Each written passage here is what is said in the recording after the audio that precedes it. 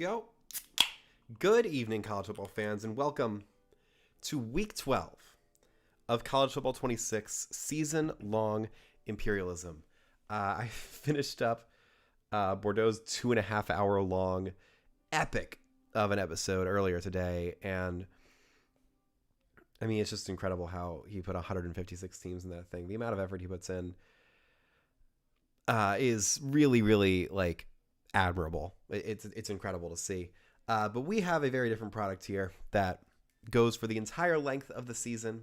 It takes into account rosters as they shift and change. We maintain the rankings as the college football playoff starts making their decisions. We've got a couple of the big ringers in, but we're missing Indiana and Texas A&M and a couple other like top tier contenders that have already been eliminated so far this year. Because as you can see, we are down to 59 teams remaining in this tournament. We're going to be playing 7 games today, and we'll get down to the top 52 as we move towards Thanksgiving and the actual reveal of the full college ball playoff bracket later in December. So these are our top 59. As you can see, Oklahoma has a huge territory. James Madison has a huge territory. Both of them have won over 5 games. Both of them have already lost their extra lives. Florida still has theirs, but they have yet to play because they have a very advantageous position on the map. So let's go to the wheel. 59 left. Let's find out who's playing first in Week 12. This is the 80th game of the tournament. Let's find out where we're headed. Is it Washington? The answer is no. It's Missouri at the last second. They got involved so early in last year's tournament, but they have been lying in wait, hoping to stay dormant for as long as possible, but they must play now, and they don't have a lot of good options. You've got Iowa, Illinois, Missouri State, which is a good option for them, and Oklahoma right here. Let's find out where the Tigers are headed in their first matchup. That's gonna be close. That's either Illinois or Missouri State. I think it's Illinois, which would be a reprise of last year's episode 4, and I think the most viewed episode of Imperialism from last year. Let's take a look-see. Oh, it's very close. We're going to have to go a little bit further. We're going to put it right in the center, which is right here. And we're going to get out our measuring paper. If I can find it, give me 1 second. There it is. Okay. Let's see if we can verify where this arrow is pointed right here.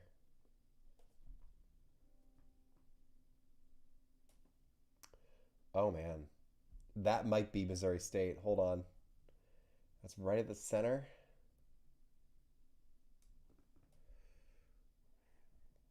It's going to stick right there. And that is going to hit Missouri State before it hits Illinois. So the Fighting Illini get lucky. The Bears of Missouri State do not. So it's going to be a Group of 5 versus SEC matchup, which I don't think will go too well for Missouri State. Let's get it set up. Probably for the defeat of one of the last remaining teams from Conference USA. The Missouri State Bears in their very first appearance in college football Imperialism. None of their matchups are ever going to be easy. They have a 64 overall defense that is susceptible to getting blown out in any game where they're not facing a team with equal talent. And this time they have to face an SEC opponent who's looking for a scalp and just a little bit of, justice after they've lost most of their starting quarterbacks this season. I believe Bo Priola is still active for Missouri in this patch of College Football 26 as we get underway. It's going to be a takedown on the kick return for number 5, and here comes Missouri State's starting quarterback in this game. Clark, whoever Clark is. Play to your identity, don't experiment, reinforce who you are and how you win. They don't win, so I don't know how you're going to play that. Meanwhile, let's update the lights here to better reflect Missouri State's environment. is it? There it is. There's the throw on first down. It'll be dropped and incomplete, and we will go to Super Sim.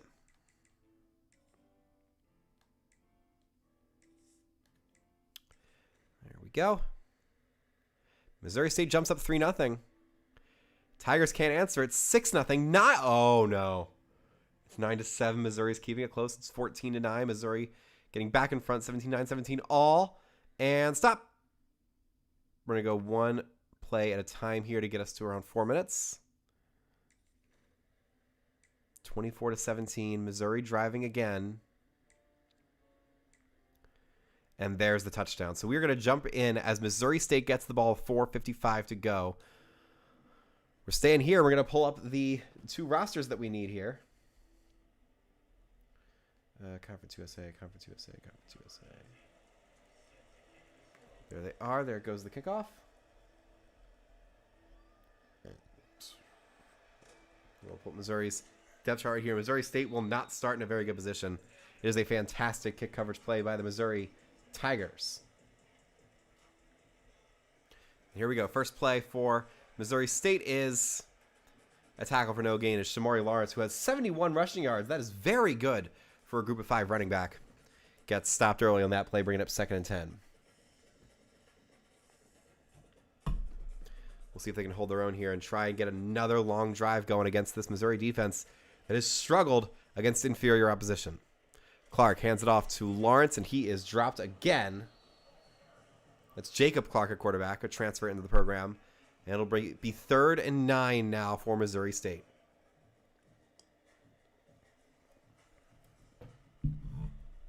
I mean, this colorway isn't really that close to Missouri State. If I turn down the brightness, does it get any closer? Kind of, but whatever. Clark, under pressure, rolls, throws short. He has a chance. He might. No, he's completely shut down by number 9. That's Zion Young flying way out to the sideline to make that stop for the Bears. It'll be 4th and 1 Missouri State. Unless they're crazy risky with this, they're going to be forced to punt here. And they will punt with 3:40 to go in this ballgame. Oh, it's a horrible punt. I don't know what happened there. Takes a favorable bounce, but Missouri will get it at the 42. A complete mishit there by Missouri State's punter. So now it's going to be an RPO, which falls into the turf. I believe that's Bo Prabiola still playing. Yeah, that's Prabiola. Not hurt in this version, which means that this 24-24 score is entirely because Missouri State has just played out of their minds against a fully stacked Missouri team.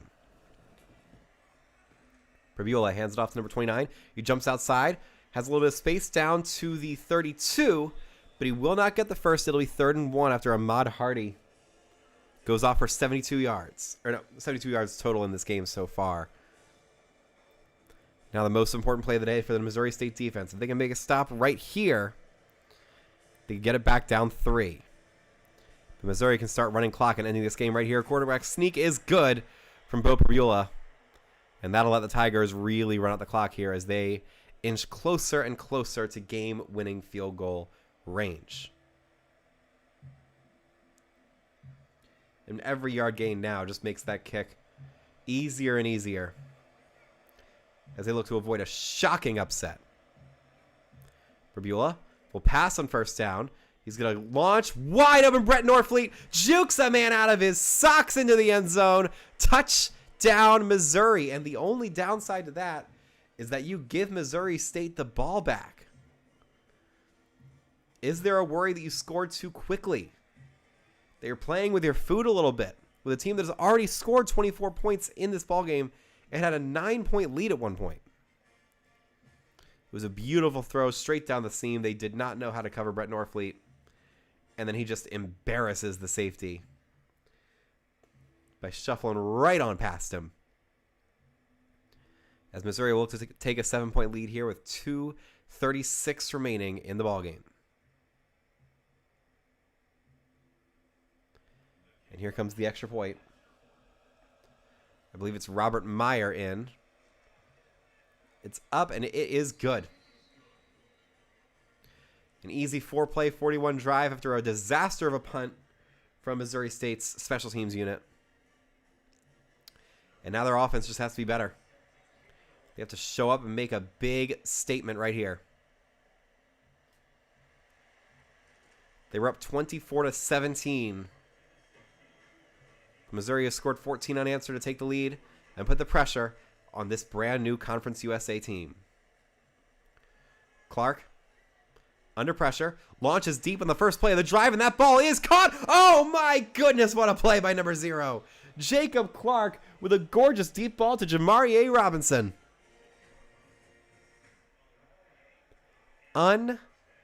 Unbelievable. I mean, just a gorgeous feather light throw that falls straight into the hands of Robinson while he's being defended by Toriano Pride, one of the best corners in the SEC, or maybe one of the only ones that I know, so I think he's one of the best. 2:11 to go. Missouri State already in business, but they need 6 on this drive or else they're screwed. Clark, under pressure again. Hit. No, he's not hit. Number 22 is able to make the catch, and we take it to the 2-minute timeout. That is Ramon Green Jr. making the catch for Missouri State as we go to the 2-minute timeout. Yeah, a 48-yard gain on the first play of the drive. They are adamant that they will not let Missouri run away with this one. They will let them have it with everything they've got. As we get started post 2-minute timeout, let's see what Jacob Clark has in his back pocket here. Looking to etch his name in Imperialism lore. He throws deep. Again, that ball is knocked away, incomplete. Josiah Trotter, the middle linebacker, is able to track back and knock that ball away, bringing up 3rd and 6 now for the Bears. And the question is, with all 3 timeouts, if this ball is incomplete here, do you kick a field goal and then try and stop him on defense? 3rd and 6 is going to slowly send a man in motion. Clark throws short. Oh, he's wide open. Number 1 to the end zone. We've got a tie game with 1:51 to go. Dash Luke. I cannot believe that is his real name, but yes, it is. Dash Luke flies open in the middle of the field. No one knew how to cover him. 2 defenders running down. I don't know who they're covering. I don't know what their read is on that play. Toriano Pride completely toasted, as well as Marvin Burks Jr. Embarrassing for Missouri's defense as Missouri State ties the game with 1:51 to go. They scored in less than a minute, and now they give it back to Missouri, but like, they're going tit for tat, blow for blow here.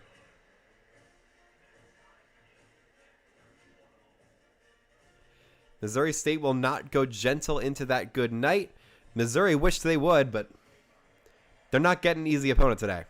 As I said when they first spun the wheel, none of these options were good for them. Even though Missouri State is one of the worst teams in the game, they're going to fight hard because it's their first time in Imperialism. You got press coverage at the top and bottom of your screen. That could bode poorly for Missouri State's defense. Let's see if Bo Prabula can take advantage. No, he's just going to hand it off to number 29. 29 inches forward for about 5 yards. That is Ahmad Hardy, the starting running back from Missouri, getting that carry, and the clock will run. Missouri's like, all right, no more playing around. We are going to run every single second of this clock and then kick a field goal to win this thing. We cannot and will not give the ball back to Missouri State. Prabula waits a shot. Bordeaux wasn't kidding when he said the AI in this game was just completely and totally brain dead. What makes you think that a shuttle pass off the back of your offensive lineman's helmet is a good idea with the game on the line? This is why you're tied at 31 with Missouri State. Decisions like that. 3rd and 5. Prabula under pressure, throws deep. That ball is caught. Number 10 getting away from the first man, getting away from the second, and they're in field goal range. Gorgeous throw, gorgeous catch, gorgeous run. It's Bo Prabula to Daniel Blood, the junior receiver for Missouri. making it happen with 1:12 to go. The clock will start to run right now. Perbula with a 3 wide receiver set. They're in field goal range now. They just got to keep getting closer. Short little throw, number 29. He gets outside, but is taken down out of bounds, which stops the clock and acts as a free timeout for Missouri State. If they're somehow able to get a tackle for loss here and stop this possession right here to get it back to their offense, that would be miraculous. I just don't think it's in the cards for Missouri State, because this has to be a run. Perbula throws a quick screen outside. They get the first down that way to the 20, and he is dropped at the 17-yard line. At this point, let them score a touchdown. Missouri State has shown they can score quickly when they want to, and that is the strategy they have to rely on in this moment.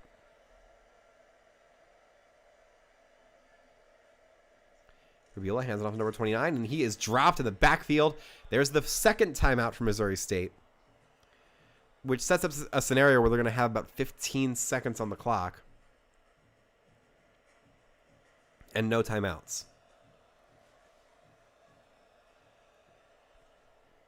Perbula on 2nd and 9 throws to the end zone, and they let him score. They let him get the go-ahead touchdown. That's Bo Perbula throwing to number 3, Kevin Coleman Jr., the senior transfer,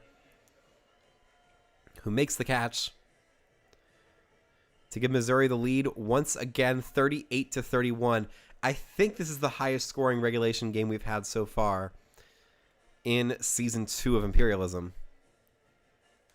And Missouri State got what they wanted.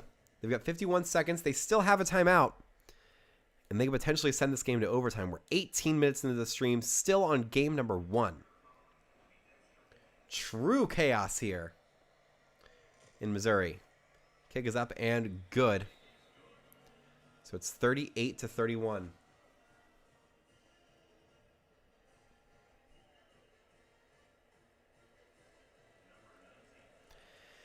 And here goes the kickoff with 51 seconds to go. Missouri State has played incredibly well for a Conference USA team so far, but they need one more miracle to force overtime in this ballgame. Kevin Clark with press coverage across the board. Could he go deep again? They rush 4. Clark wants to go deep, tries to go deep. That pass is caught again down to the 46-yard line. Missouri State not dead yet. They're not going to call a timeout because the chain gang really has to jog down there. So much depends on how in shape the chain gang is. Clock starts to run. 35 seconds to go. They will get another play here, and they do have another timeout. They just got to keep moving forward. Keep getting big gains here. Another big one. Past the 40. Do they call the timeout there? They will. With 25 seconds to go, they are 38 yards away from the end zone. It's just got to be a couple of deep shots. If you can time it well, get a one-on-one look, you can tie this game. Jacob Clark throws short. Oh, man. That's your ball game right there. I don't know why you throw it short, knowing that you're going to lose 15 seconds as soon as he's tackled short of the first down marker. Number 24 from Missouri is able to make that stop. That's Nick DeLoach Jr. with the game-winning tackle for Missouri, as they are able to just barely hold off the Missouri State Bears to get their first victory of Imperialism. I believe they had 7 wins last year, so this is their 8th overall win. Bo Perbula, 329 passing yards and 4 touchdowns. And one hell of a performance for this very talented team that can only hope to succeed here now that Perbula is out for the season. And there he is celebrating with the rest of his teammates. As Missouri lives to fight another day, let's go to the map.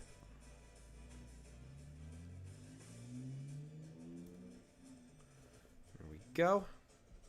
And Missouri State, congratulations on a game well played. You will not be ignored in any other iteration of Imperialism. Can't wait to see you again in the marathon stream in February. Bye-bye.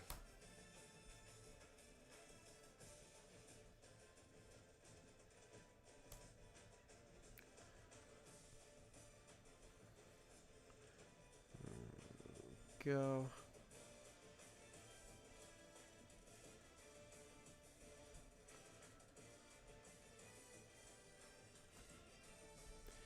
And Missouri finally has their full state back. Let's see how big we can make the logo now.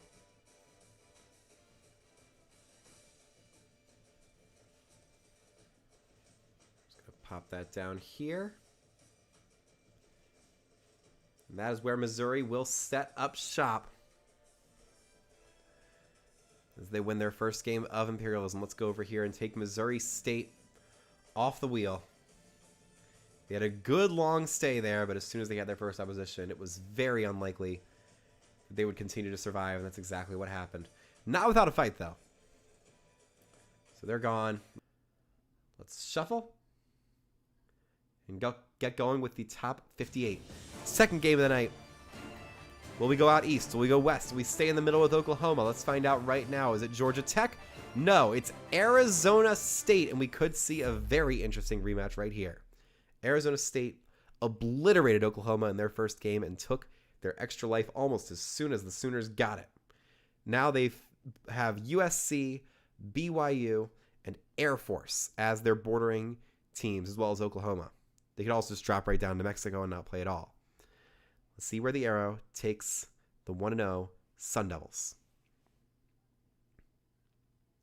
It's Oklahoma again, so it is our first rematch of this tournament. Arizona State's already done it once. Can they do it again? Can they knock Oklahoma out of the tournament? This is a monumental game. Let's get it set up. I really don't like that ad right in the middle of the thing. They're just forcing me to pay, but I'm not going to do it. I will keep Pixlr free for as long as I possibly can. Trust that. Yeah, Arizona State.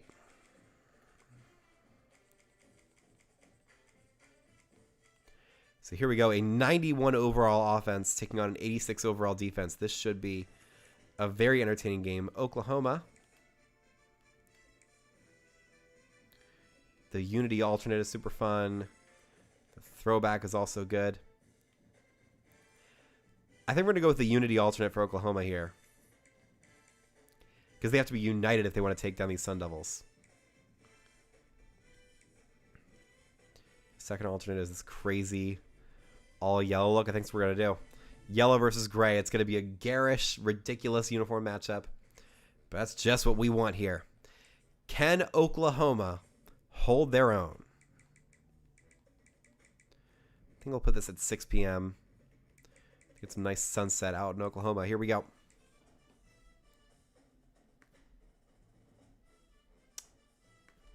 Let's try that again.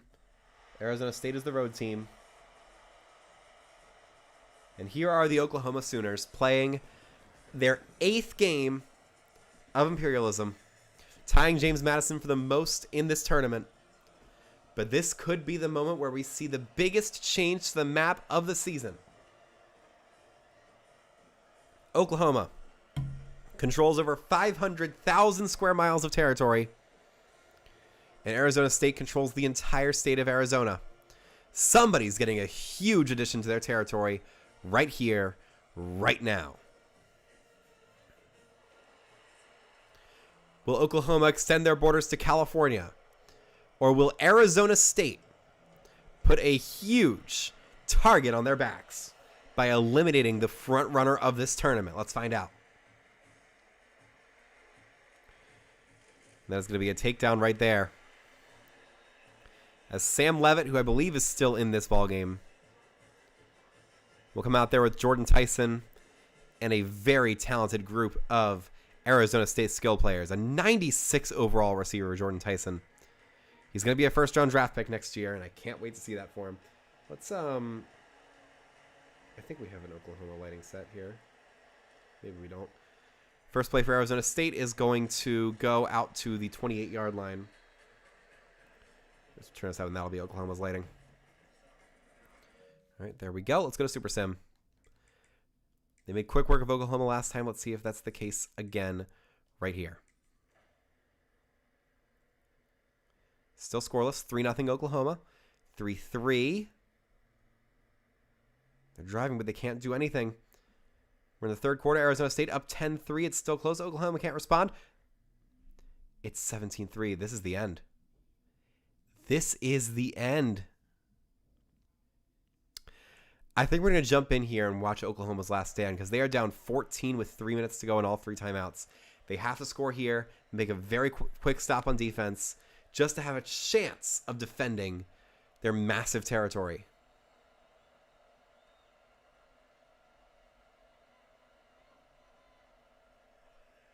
Mateer on 1st and 10. Fakes the handoff. Wants to go deep. Throws short instead to the check down. That's what they've been forced to do all day, and it's not a winning strategy. 2:43 to go. Another 15 seconds come off the clock. 15 crucial seconds they can't afford to lose. 2nd and 7 with 2.5 minutes to go. They still have to go 62 yards to get a touchdown here. No press coverage. Arizona State playing it safe, as they should. Mateer wants to go deep. Tries it. Has a man open. It's caught. It's Will Huggins making the catch for Oklahoma. But the clock will keep running because we haven't hit the 2-minute timeout yet. And that will probably bring us to that aforementioned 2-minute timeout unless they can start a play in the next 6 seconds. Mateer lining everybody up. He's not rushing. And he doesn't get it off. That takes us to the 2-minute timeout. A free clock stoppage lost for Oklahoma. But they are 29 yards away from an all-important touchdown here. Arizona State on the precipice of gaining the largest territory on the map. Probably over 600,000 square miles. Mateer waits, throws short. Going to be caught. Can they get to the first down? The answer is no. Another 15 seconds come off the clock, and that is a brutal stop. Fantastic tackle by Arizona State's defender there. Who was that? That was number 8 making the stop for the Sun Devils. That was Jordan Crook, the starting middle linebacker. Mateer with 1:36 to go. Dropping back, has to throw it to the end zone right here. He rolls, throws, end zone, touchdown Oklahoma, and we are not dead yet. Javani Gibson, one of their leading receivers, is able to make the catch. And they can technically kick it off. They won't have to go for an onside kick, which would immediately put Arizona State very close to field goal range. As long as they make this extra point, they can just go for the regular kickoff and then put the entire game on their defense, hoping for one last shot to force overtime and stay in this ballgame.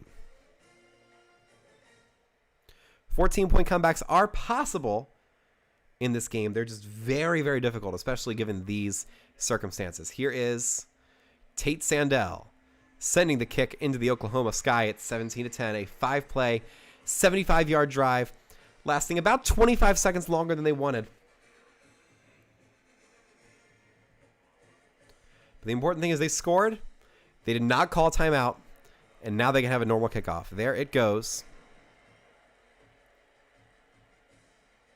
I'll take this out to run a little bit more time with the clock. There's the spin, and he is dropped with 1:27 to go at the 18-yard line. So here comes Sam Levitt and the Arizona State offense.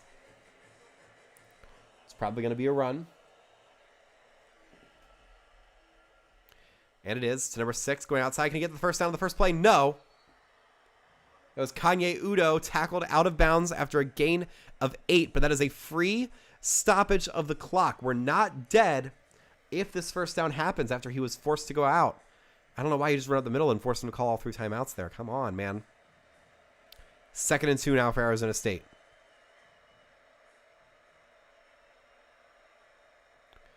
It's an RPO outside, and he is dropped for no gain. No, it's an incomplete pass. Even better. 2 stoppages without any timeouts used by Oklahoma. They have a chance. If they make the stop here, suddenly we have a very interesting game on our hands. 3rd and 2. Sam Levitt lines everybody up. Oklahoma's last stand right here is a handoff to Udo. Udo cannot get there. A 2-headed monster makes the stop. Timeout, Oklahoma. They will get the ball back with 77 seconds and 2 timeouts. That was a perfect 3 and out for the Oklahoma defense here. There goes the punt. And it will not be returned. They will get it at the 35-yard line. 2 timeouts. They just got to keep getting first downs. They cannot afford to let 15 seconds fall off this clock. John Mateer, the best quarterback of the tournament so far. He drops back under pressure, throws short. It'll be caught. They will get the first down. And that's going to be number 1. Getting outside for a big play for Oklahoma. Or that might have been Deion Burks. I don't know who it was. But they're going to go quickly here. 1:06 to go. Drops back. Or they call a timeout. He's going to throw deep. Does he have a man there on the RPO? The pass is incomplete. Defended away by Arizona State's defenders. It'll be 2nd and 10. And it basically acts like a more risky or a more productive spike of the ball because you had a chance of going deep and really changing the calculus of this game. 62 seconds left. Oklahoma only has 1 timeout. They need to go 50 yards to tie this game. Arizona State in drop coverage.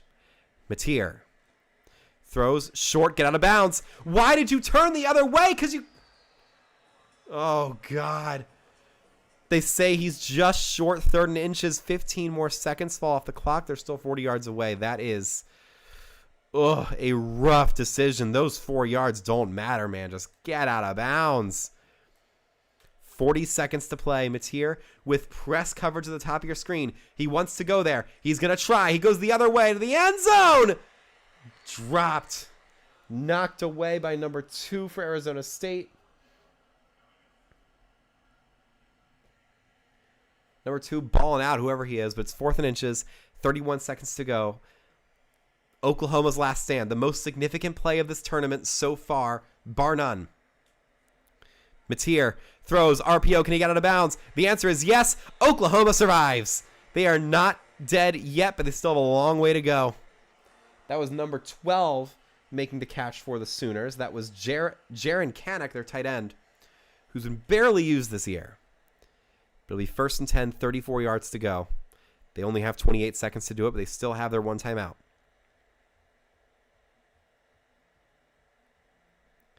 Mateer sends a man in motion, fakes it again, under pressure, throws, short, caught. It's another 1st down, but they will use the timeout. Jean Mateer only 150 passing yards in this game.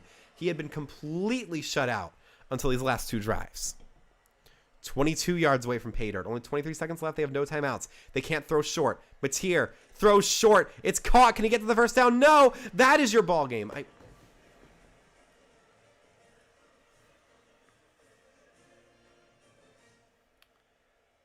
And the clock glitch is going to kill the Sooners. A heartbreaking result for Oklahoma. They will not get the last playoff. And Arizona State gets 2 shots, 2 bites at the apple. And they take that thing down to the core in just 2 bites. Jean Mateer and the Oklahoma Sooners have been eliminated from season-long Imperialism. The largest territory on the map will go from the SEC to the Big 12. Kanye Udo had a decent game, but this was Arizona State's defense showing up when it mattered and doing just enough to run out the clock and give Arizona State the most significant win of the tournament so far here in game 81. Let's go to the map. Let's refresh the map because of these stupid AI ads. Okay, here we go. Nope. Go there. This is a big one. There it is. In Oklahoma. You more than had your moment in the sun. You have been the front runner all tournament long. But this is where your story ends. Bye-bye. Wow, that is a huge, huge change to the map. As we are down to our top 57. Let's shuffle and keep this going. Game number 3 tonight. The Sooners are gone. Who's up next? Is it Ohio State? No. Is it Wisconsin? That answer is yes. The Badgers have already played once, and now they will go up again. And immediately, Arizona State is one of the teams that they border. That could be a huge game. It also could be Michigan State, Notre Dame, or Iowa. And that, actually, I don't know. It might be Notre Dame. We're going to have to zoom in a little bit more here.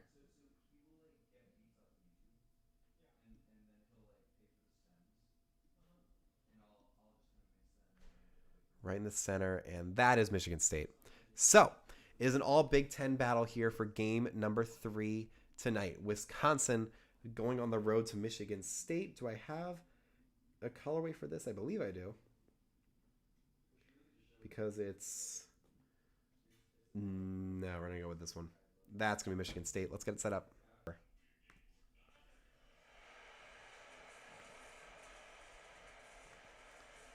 we go. All right, both rosters are up. Michigan State's mascot doing one-armed push-ups right at midfield as the Spartans march out.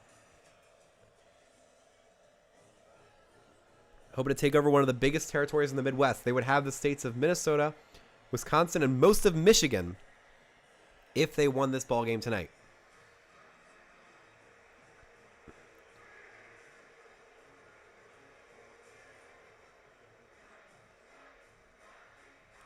Aiden Childs and the Spartans, they've already won one game. They beat Central Michigan earlier this season. Wisconsin was able to beat Minnesota. Minnesota! God, it's an old meme. As we get started here between the Badgers and the Spartans.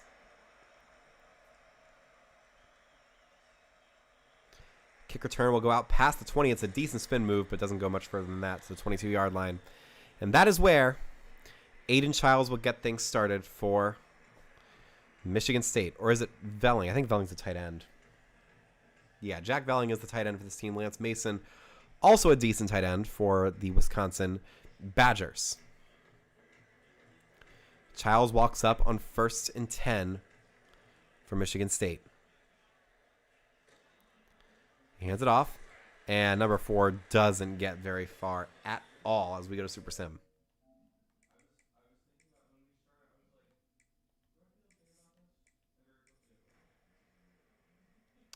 All right, so it's 7-4. Oh, my God, Wisconsin's going quickly. 14-3. Can the Spartans respond? It's 17-3, 17-10. They're keeping it close. We're tied. 24-17. Very exciting game. We go into the third quarter. Can Michigan State tie it? No. 31-17, 31-24. Stop. And we have to watch a third consecutive game. They just keep getting closer and closer as we move further into this tournament. We're already at almost an hour. We're going to hit an hour just 3 games into this 7-game episode. I don't know what to do with that. It's 2nd and 10 for Wisconsin. They're a long way away from scoring, but all they got to do is hold on to the ball and run the clock as much as they can to put this Spartan team away. Edwards throws short, going to be caught, and that is a first down for Wisconsin, number 86, the tight end. That's Lance Mason. We talked about him before. Getting a first down to knock another 20 seconds off the clock for the Badgers. They just got to keep making plays like that, keep stringing them together so they can avoid giving the ball back to this suddenly potent Michigan State offense. Or maybe it's just because their defense sucks. I don't know. Edwards hands it off to the running back. Wide open up the gut. He gets a huge run up the middle. Cade Giacomelli, his only good run of the day. Another big play, and that'll bring us to around the 3:20 mark of this ball game. Nobody on Michigan State knew what they were doing. And that's number 78, Colin Cubberly, sprinting all the way out into the secondary to make a big block. Giacomelli again gets another hole and falls forward for 6. Wisconsin looking to lower the boom and walk away with their second win of Imperialism against the Spartans, who went 1-1 last year, and it looks like they might go 1-1 again here. And they've been feisty. They've stuck around, despite the fact that Wisconsin has not been stopped much tonight. Let's see if they can give it to Giacomelli again. They do. Giacomelli tries to cut back, and this time Michigan State is able to shut him down. So it'll be 3rd down. Badgers are just outside of conceivable field goal range. So this is the most important play of the day for Michigan State's defense. Can they make the stop here to keep it a 1-possession game? Edwards will throw, has time, finds a man that is caught for a first down in field goal range to Chris Brooks Jr. making the catch. And with 2:31 to play, Michigan State is starting to call their timeouts because they're desperate. It'll be Billy Edwards in the pistol. They can taste victory. Giacomelli, another big run. He falls forward for another 7 yards, and Michigan State has used their last timeout. So the best case scenario of Michigan State is that they get the ball with 1 minute and 20 seconds down by 10 with no timeouts. Giacomelli goes out wide. Edwards throws incomplete, a free stoppage of the clock for Michigan State's defense. That was Joshua Eaton, the starting corner, making the play happen. Which brings up 3rd and 4. Spartans not ready to go away yet, but they really need a turnover on this play to hold a candle to the Badgers. Edwards hands it off to Giacomelli. They will not get the first down, but now they can run the clock down to the 2-minute warning and kick a relatively easy 41-yard field goal. It'll be Nathaniel Vakos getting ready to send it up. But first, we take it to the 2-minute timeout, as I mentioned before. Michigan State's fans are getting antsy. They know what it looks like to lose in a Big Ten game. They've done that a lot. Then again, so have my Maryland Terrapins. So who am I to talk?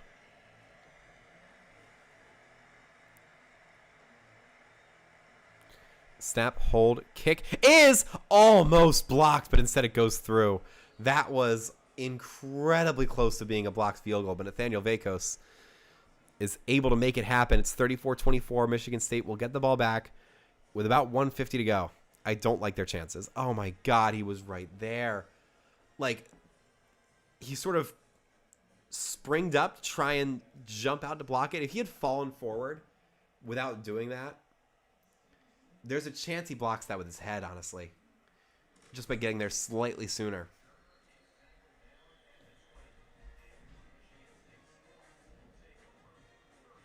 So here's Aiden Childs.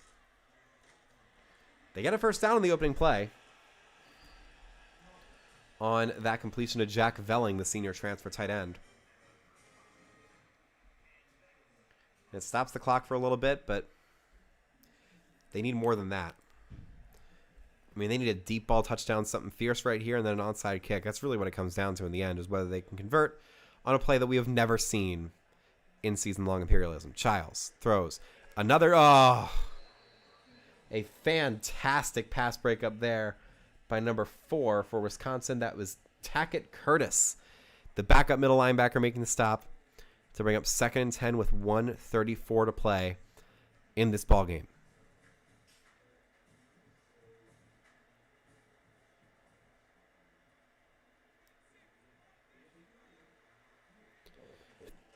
Childs throws short. Going to be caught by number 6, and he gets out of bounds.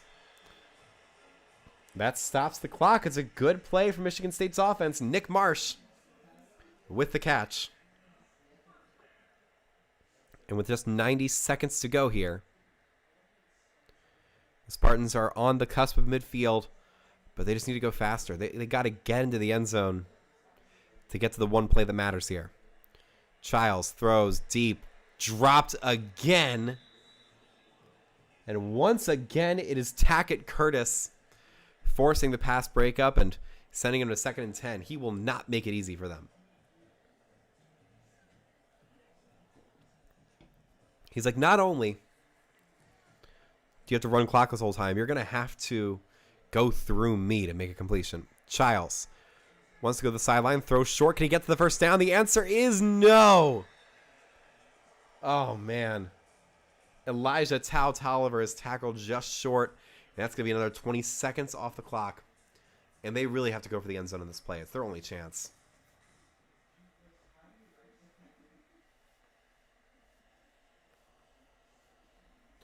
One minute left. Childs wants to go deep. Has a little bit of time. Throws to the end zone. It's what he has to do. Can they convert? The answer is yes. What a touchdown. Nick Marsh with a 50-50 ball in the end zone to make this a 3-point game. And, folks, that's why you watch. It's going to be an extra point that doesn't fully matter. It does make it a 3-point game, but, like, their chances of winning are still so small because it all relies on their place kicker, Martin Connington, I believe his name is. All depends on him nailing an onside kick to get the recovery and give Michigan State the slightest of hopes here. It's number 40, who is not on the roster. I have no idea who he is, but I can check the stat sheet real quick. The kick is up, and it is good. Let's get his name since he is the guy who's going to kick this all-important onside kick for the Spartans. Michigan State. That's Tariq Ahmet Basik. Kicking it up, and it is recovered by Wisconsin. He does not fumble the ball. It's a good tackle by number 23, but it does not dislodge the ball. And Billy Edwards Jr. will get his 6th career Imperialism win here with Wisconsin. He has been the difference. He was crazy for Maryland last year, and he is showing the same level of fight now for the Wisconsin Badgers, who win this one 34-31. Michigan State hung around, but they couldn't make the onside kick when it happened, and they couldn't rely on their defense. Chris Brooks Jr., 7 catches, 127 yards, and 2 touchdowns. We will revisit that stat line when we go to stats later. Great little throw there, number 1. As Billy Edwards Jr., the Ginger Stallion, gets it done for the Badgers. Let's go to the map.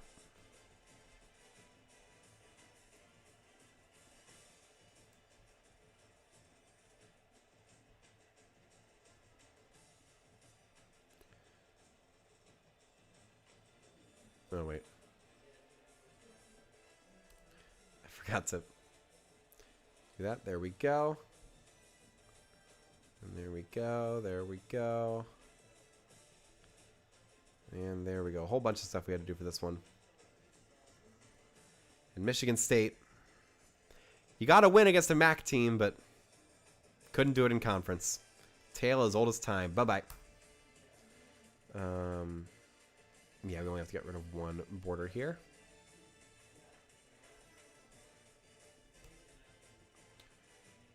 And there we go.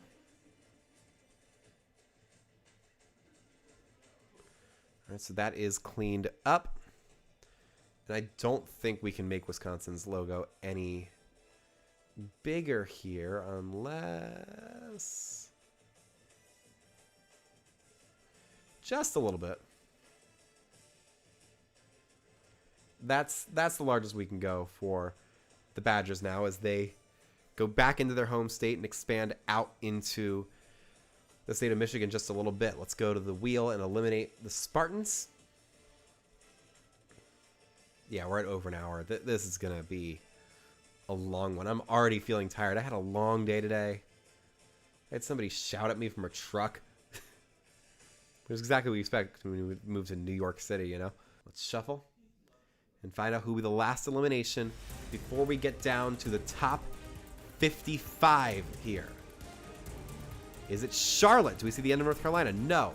Is it SMU? I think it will be, and it is. One of the last remaining teams from Texas that has not played yet.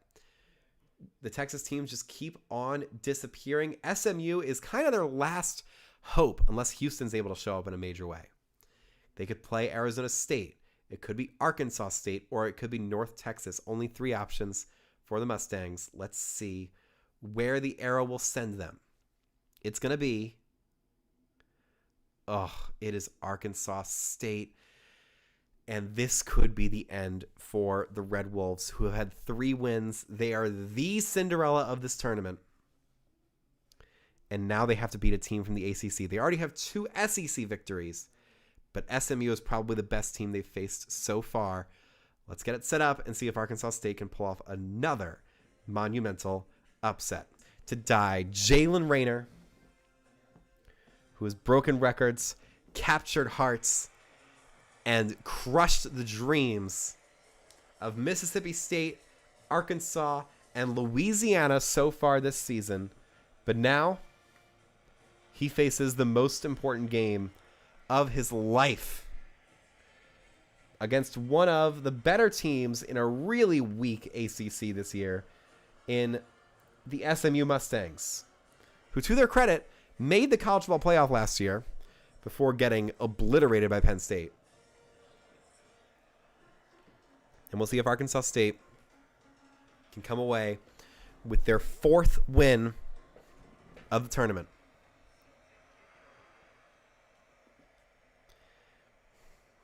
They will receive the opening kickoff.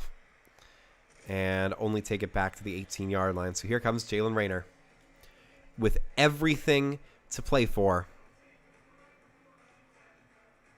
He's at home. They've got their little waterfall.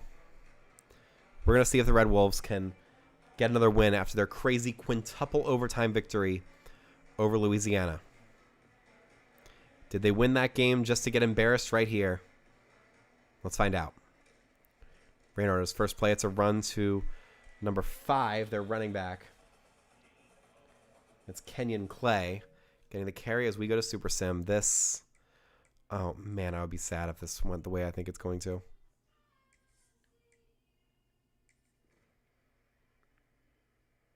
Three 0 10-0. You've got to be kidding me. SMU answers 10-7. It's 13-7, 13-10, and unbelievably, we have to stop and watch again. It's only the 4th game of the night, and we've had to watch every single one. But I will gladly do it for Arkansas State. They have the ball at midfield, 3rd and 3, against the vaunted SMU defense. Here we go. Jalen Rayner lines everybody up. It all comes down to his performance.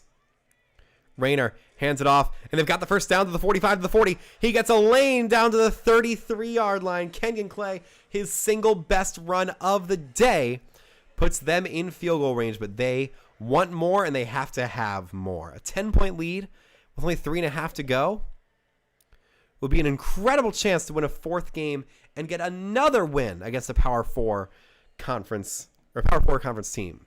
Rayner hands off to Clay again. This time, Clay is stuffed by number 23, Isaiah Wacobia for SMU. Mustangs won 2 games last year before losing, I think, to Oklahoma last year. And they're kind of the last hope for Texas. That state, of course, won the national championship in our first season of Imperialism, when the Longhorns won the whole thing. Rayner hands off to Clay again, and he is tackled for a loss by number 33. That's Zaki Barker making the stop. Frustrating play call there. You got to put the ball in the hands of your best player when the game is on the line. 3rd and 9. At least they have one more chance to extend this drive past what will be a very difficult field goal attempt for their kicker. Rayner will... What was that? He jogged. He jogged. And only picked up 4, making this a slightly easier kick, but it will still only be a 6-point ball game with 3 minutes to go. And now it's going to be Clune Van Andel with everything on the line from 46 yards, center hash. Van Andel's kick with 2:37 to go. Snap, hold, kick is right down the middle and good. It is 16-10. Maryland's basketball team just won against a bad mid-major school. You love to see that. But Arkansas State goes up 6 here with 2:33 to play. Yeah, as easy as they come. Great kick from Clune Van Andel here at Allison Field in Arkansas. There goes the return, and it is a good tackle from numbers 25 and 0 for Arkansas State. And now it'll be Kevin Jennings and the SMU offense with everything to play for right here. Jennings, his first Imperialism appearance, avoids the sack and just throws it into the dirt. I'm surprised that wasn't intentional grounding, considering there were no receivers in the area. It'll be 2nd and 10 for SMU. Arkansas State looking for that magical stop to somehow give them a 4th victory.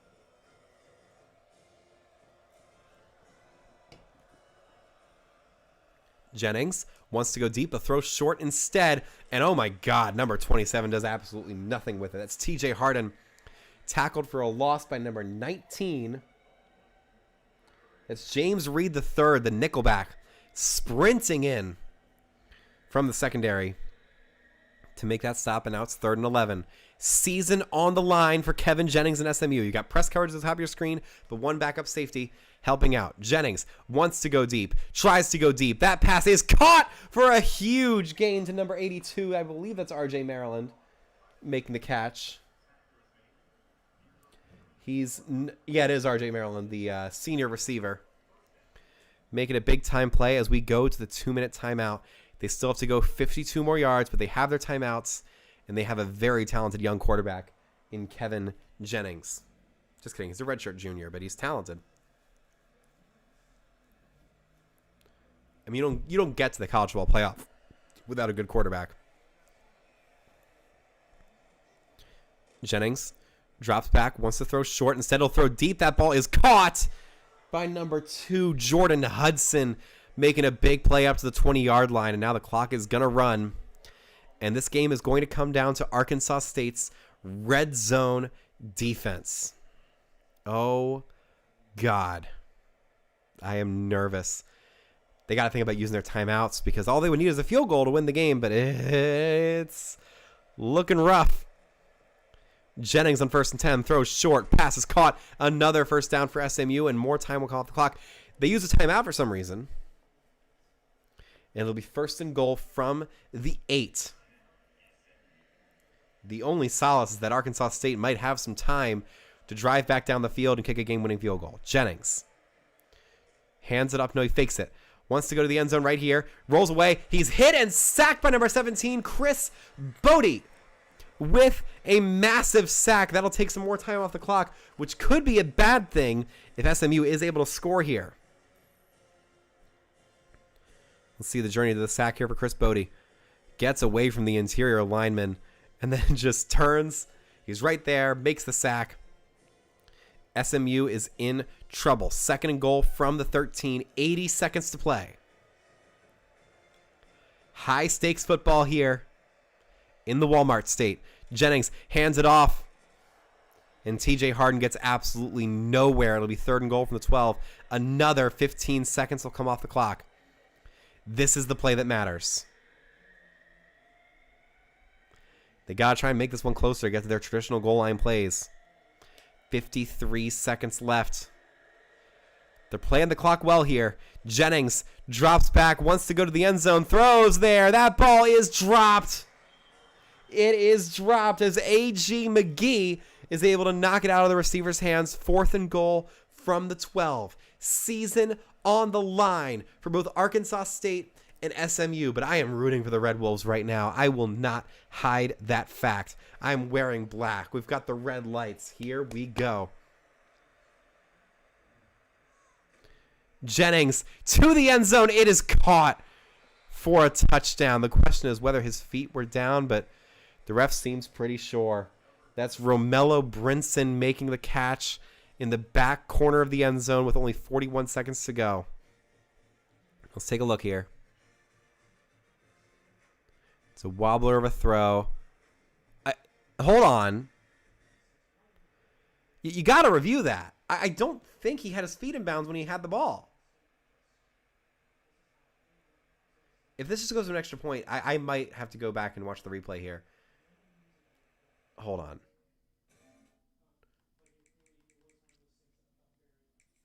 I'm going to see if I can watch the replay.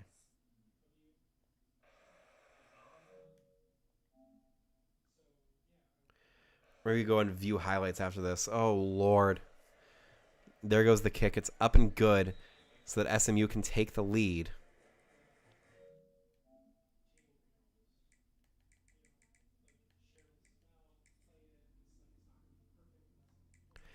Let's take a look here. Jennings throws. He dives. And yeah, his feet were down. All right, that is a touchdown. We're going to drop over here. And go there. That is unfortunate. We're going to have to do the kickoff here for Arkansas State, and then Jalen Rayner will get the ball. You know what?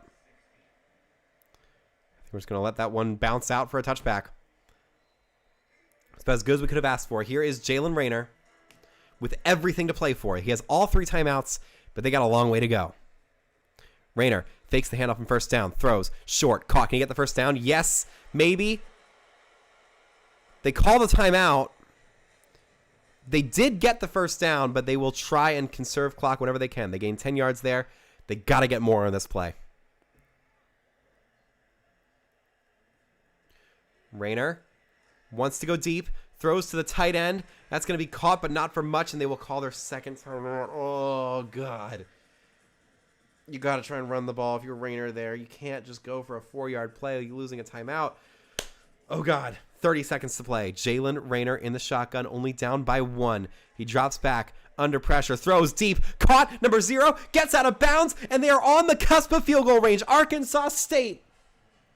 Nana Burris making a big play. And they are about 7 yards away from the edge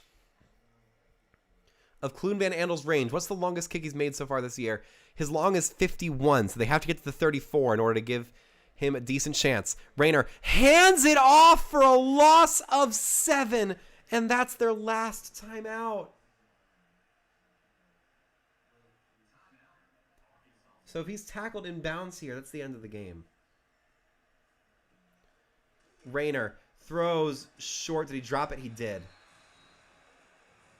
No, he held on, and that's your ball game. Oh, my God.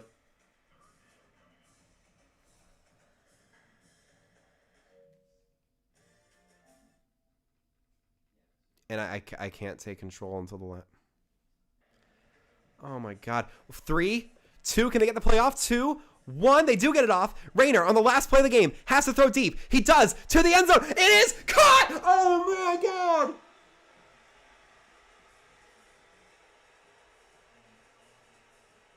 Arkansas State with a miracle finish. He sprinted up to the line. I think I affected that by pausing it. But I don't care. Arkansas State got one more playoff, and their receiver goes into the end zone. And I think it'll be policy at this point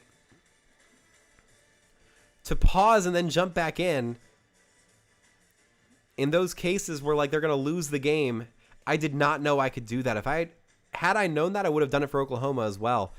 But Arkansas State pulls off a miraculous win with no time on the clock to beat SMU. A Hail Mary, technically.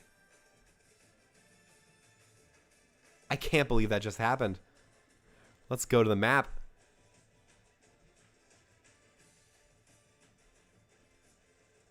Wow. That's unbelievable, man. There we go. SMU. It's a heartbreaking way to lose, but when you're facing the protagonist, sometimes that stuff just happens. Bye-bye. We're down to the top 55 here.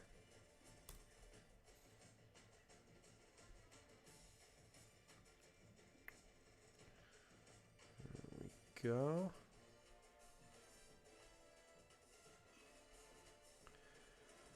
Wow. A stunning, stunning end to that game.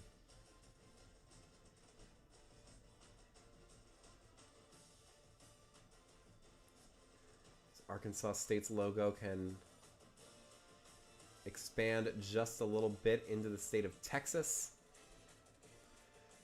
You've got to be kidding me with the way that game ended, man.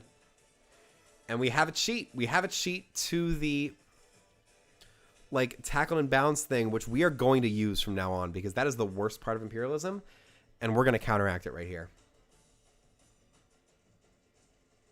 I can't believe that happened. Let's go to the wheel.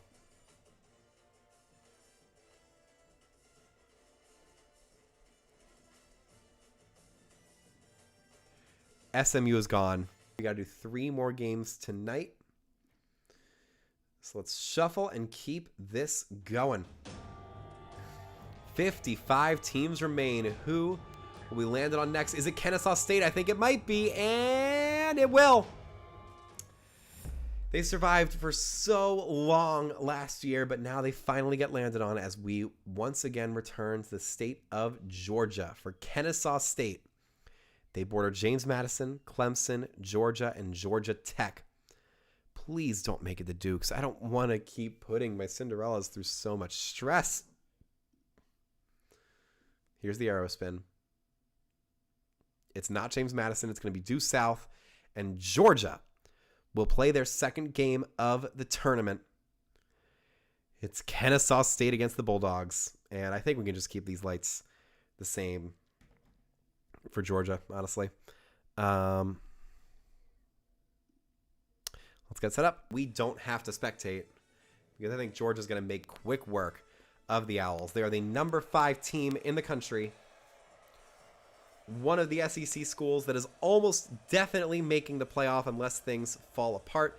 They do have a huge game against Texas, where they're going to be favored. And they just got to hope for their own sake they don't make the SEC championship game. Because they do not play well in that game. Not well at all. They did win it last year, though. So maybe they do get there again.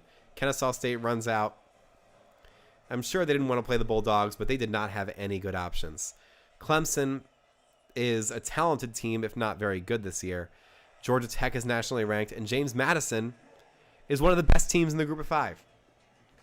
And maybe the best team of Imperialism so far. Kennesaw State kicks it off to the Georgia Bulldogs. And we'll see if we can finally get a quick, easy one tonight. It's a good juke move. A fantastic return out to the 26-yard line. And that is where Gunnar Stockton and the Georgia Bulldogs will get started. 6'1", 215. Doesn't have a high overall, but he's a good young quarterback who will get his shot at the NFL due to his high program pedigree here.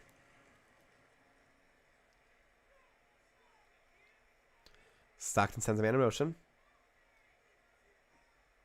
Fakes the handoff. Throws deep. It's going to be caught on the opening play. Do we have an opening play touchdown? Yes, we do.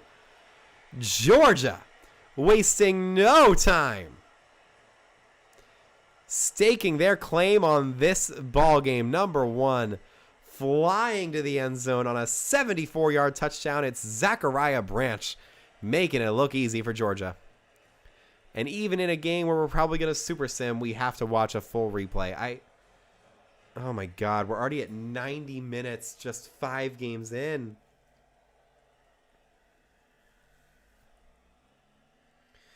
Okay. I think we're going to have to wait for the extra point before we go to super sim here. Or maybe not. Let's check on that. We can go to super sim. That's what we're going to do. There we go. It's 7-0. It's 14-0. It's 17-0. It's 20-0. It's 27-0. It's 34-0. It's 37-0. 37-3. They got on the scoreboard at least, but 44-3 is your final. Georgia made it very, very, very easy. As the Bulldog mascot with some great moves. And then crazy eyes on the sideline for the alma mater. They really love their school. Hail alma mater. God, it's crazy. All right, let's go to the map.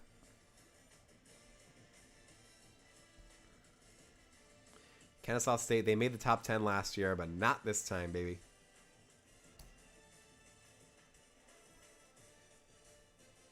Owls.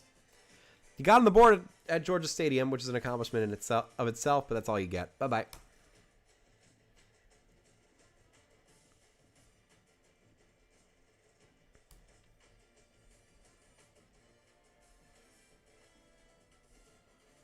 And there we go. I don't think we can expand Georgia's logo at all with that expansion, so they will stay on that southern edge, close to their ocean territory, as we eliminate the Kennesaw State Owls from the wheel. There they are, and there they go. 54 teams left. Let's shuffle and keep this going. Georgia finally gave us an easy one. Somehow I feel like we're getting another hard one here. Is it Florida? No. Is it Michigan? Is it finally Michigan? The answer is yes. The Wolverines, who were the team of season-long Imperialism last year, will finally play here. Unless, of course, it goes into Lake Erie is what that one is. Could be Toledo, could be Eastern Michigan, could be Wisconsin, and it could be Notre Dame for the Wolverines, who are nationally ranked and are looking to make some noise in this tournament once again. Let's see where the arrow will send them. That'll be straight down, and that is Toledo. So it should be a relatively easy win for the Michigan Wolverines unless the Rockets can shock the world. Let's get it set up. And now they lost to Ohio State in that game, and now they face the other team from the game, the Michigan Wolverines, who won, I think, 20 games in last year's Imperialism. And they will hold on to the record of most wins in Imperialism history for a long, long time to come. Unless James Madison goes insane in this tournament. It's going to be Bryce Underwood's first appearance in official Imperialism with this ball game. Let's see how he does against, not a very good MAC opponent, if we're being honest. There goes the kick. And we are underway in Toledo, Ohio. There's the kneel down. And the Rockets will get underway with their starting quarterback. I don't know his name because we're not going to pull up the roster for this game, being honest. They have a 92 overall defense. I think it's better than the rating they had last year, which is saying something because their defense was impenetrable in last year's tournament. There's the handoff. It's a very slow RPO, but it is caught for a first down. So it's a good play for Toledo. Let's see if they can sustain it right here. They don't. 3-0 though. They take the lead. Michigan answers with a touchdown. Toledo tries to answer. They do. It's 7-6. 12-7. You've got to be kidding me. They missed the extra point as they tried to go for 2.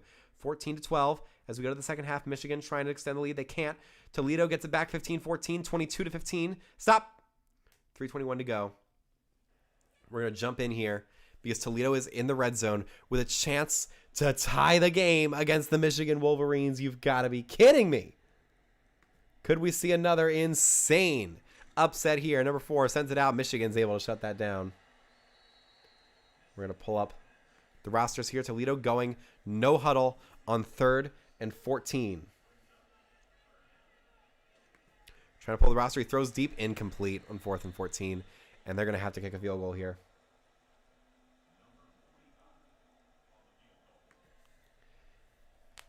It's number 45. Snap, hold, kick is good. Dylan Cunanan with the made kick to make this a 4-point ball game. And now they have to make a stop against Michigan's high-powered offense with their superstar quarterback, Bryce Underwood. We'll see if they can come up clutch defensively to somehow make Toledo versus Michigan a ball game. There's the return, and here comes Bryce Underwood. We're in turbo here, so we won't have to worry about the crazy late-game antics. Underwood waits, rolls out, has a little bit of space, throws deep. That's going to be knocked out of his hands by number 38 for Toledo. Oh, I can't look up his name. There we go. The snap. Underwood waits under pressure, throws deep. That's going to be knocked out of his hands again. Number 49. That's Chris DePolonia. Kayvon Sherman made the first play. It's 3rd and 10. Toledo might actually pull this off. Underwood sends a man in motion. Waits. Rolls out. He's hit and sacked. Braden Alls, the strong safety, comes in to make the play. Michigan's going to punt it away. Look out. There goes the punt. It'll be returned past the 50 for Toledo. And yeah, unfortunately, no, I can't do an extra game tonight. This episode is taking so much out of me. I had to go into a recording studio to sing a whole bunch today. I'm already, spent from today. There goes the tackle. Michigan's defense desperately trying to hold on here. Number 4, their quarterback. I believe it's Tucker Gleason here. He fakes the handoff. Waits, under pressure, throws short. Going to be caught by number 89. That's Jacob Peterson, the tight end, as they go turbo here, 3rd and 2. Season on the line for the Rockets. And they're just going to let this be the 2-minute timeout. And they'll line everybody right back up. Tucker Gleason with everything to play for. He drops back, hands it off. No. RPO. Does he hold on to that ball? No. It's 4th and 2. And it all comes down to this. Gleason hands it off number 10, and he is dropped in the backfield by number 1 from Michigan. That is Jay-Sean Barham making the stop. Toledo still has 2 timeouts. They have a tiny chance, but not much. Underwood, under pressure, throws short, caught by number 1. There's the first timeout.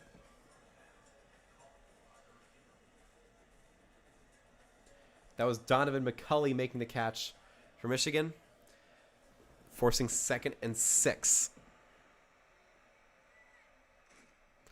They hand it off up the middle. And Justice Haynes, the Alabama transfer, does not get much. There's the second timeout for Toledo, or the last timeout for Toledo. And this is the player where Michigan can win this game. Underwood drops back, has a man open, throws to him. It's going to be caught by number 1. That is Donovan McCulley winning the ball game for Michigan. It was a close game.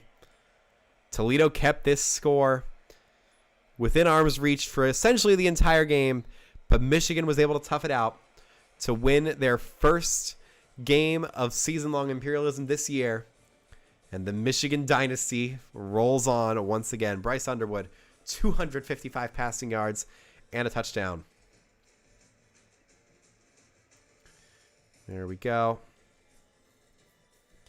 I mean, I'm probably just going to do 7 next week, and then I am not doing it in the week of Thanksgiving because I'm going home, and I will not have access to any of this setup to be able to do it. So it'll be a week off then. It'll also be a week off for Christmas. Because I'll also be going home then and will not have access to my computer once again. So we go to the map.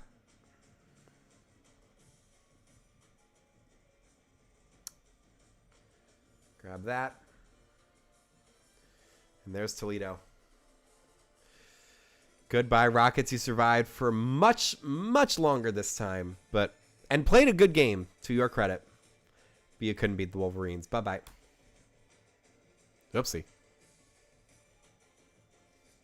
There we go.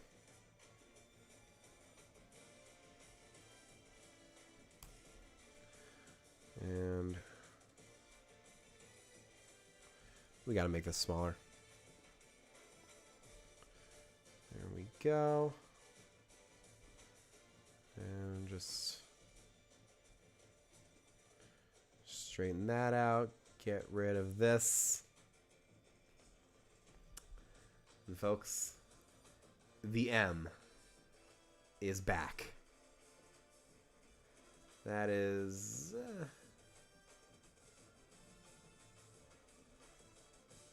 we can make it bigger. There we go. That's about as big as we can go. For Michigan, who expands down into Ohio once again. Oh, New Year's, I think... well, hold on. I think New Year's is on a Tuesday this year. 1 second. I do have it scheduled out. New Year's Wednesday. December 30th, we will play. We will do an Imperialism episode on December 30th, going into January. But there we go. 1 game left tonight. First, we got to eliminate Toledo from the wheel. We're really getting down to brass tacks here. We're almost done with this thing. So let's shuffle and get this thing going one more time tonight. Who is it? It's not Florida. Is it Bowling Green? Is it Cal? Pitt? Is it USC once again? The nightcap for a second straight episode. I think it will be. The USC Trojans, they have plenty of ocean territory to try and avoid this. But they've also got BYU, Stanford, and Arizona State. Let me update this one island real quick. Hold on.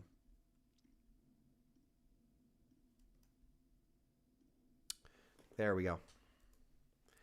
All right. That's who USC is bordering. Let's see if they will play or just dive straight into the Pacific Ocean. Here we go. That's going to be up and west. The question is whether that's Stanford. Hold the phone. Or if it's BYU. We're going to pop this up here. Put this directly on the center of USC's logo right there. I think that's going to be the Pacific Ocean, but we got to ensure that we get this right.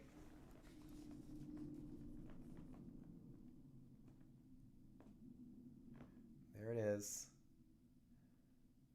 God, I don't know because I don't know how far. Hold on.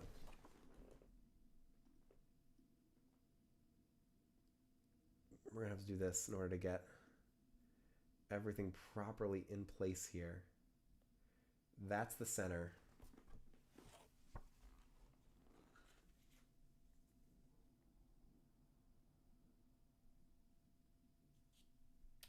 Oh my God, it's so close.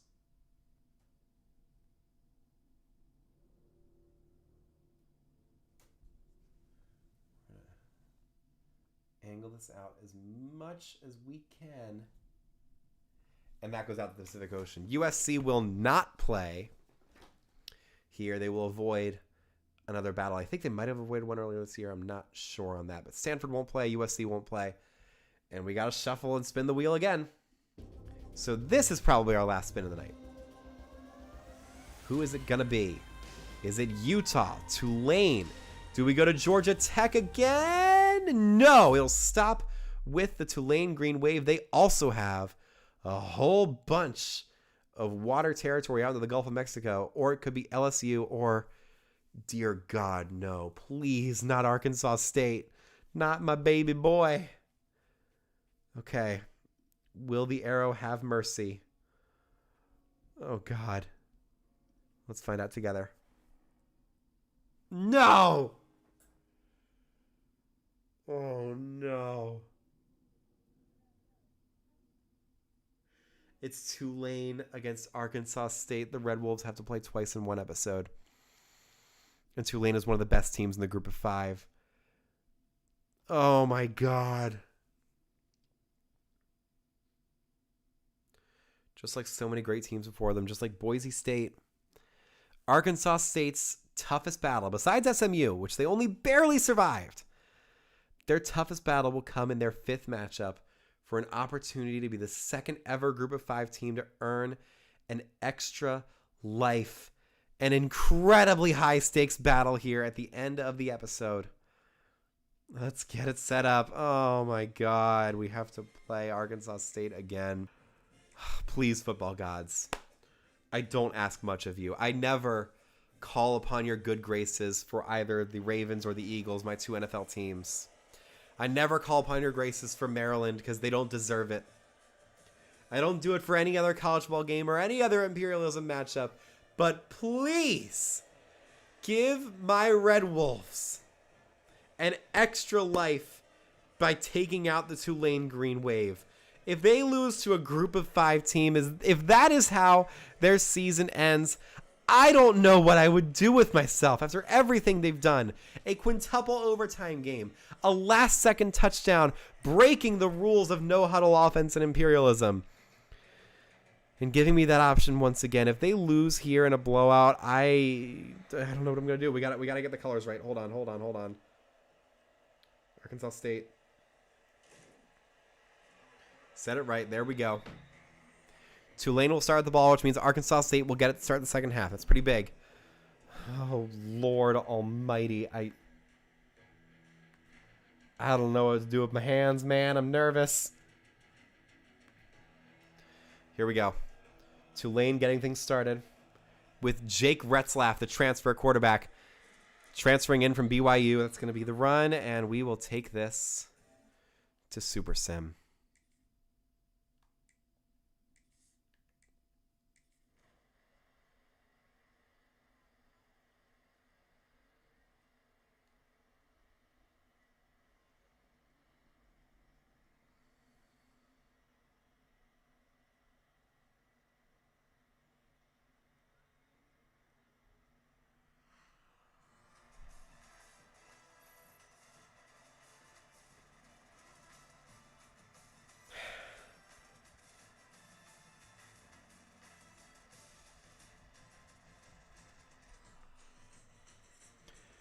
Arkansas State on the precipice of an extra life, having to play for the second time this episode.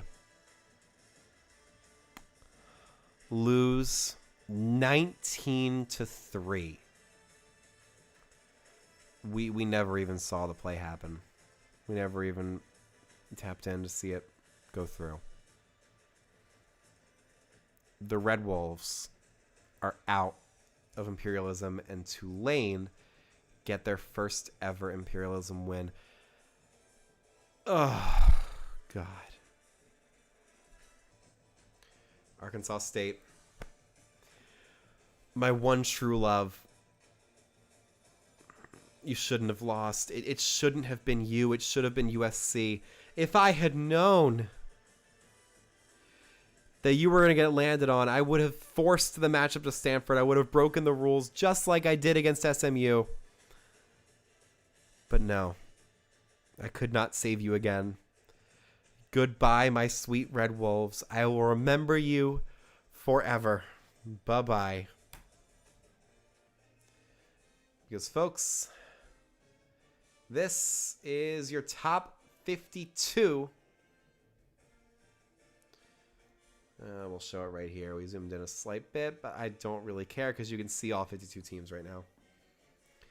Arizona State now controls the largest territory on the map, so we'll do one more thing over here. We will set the Sun Devils as the favorite team.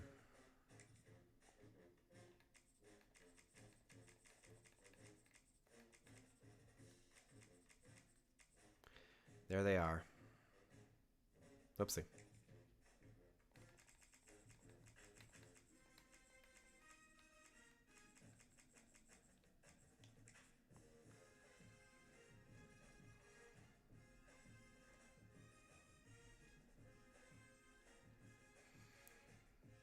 They're going to be a tough team to beat, for sure. They got 2 wins against Oklahoma already. Let's go back to the map and just take a look at the huge changes. Arizona State takes over Oklahoma's territory. Tulane takes over Arkansas State's territory. Wisconsin expanded outward. I don't think we saw a single new team besides Kennesaw State, who lost to Georgia.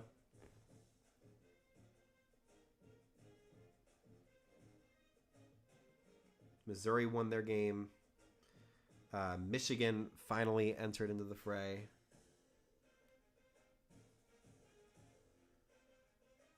And USC avoided playing. Is that really 7 games?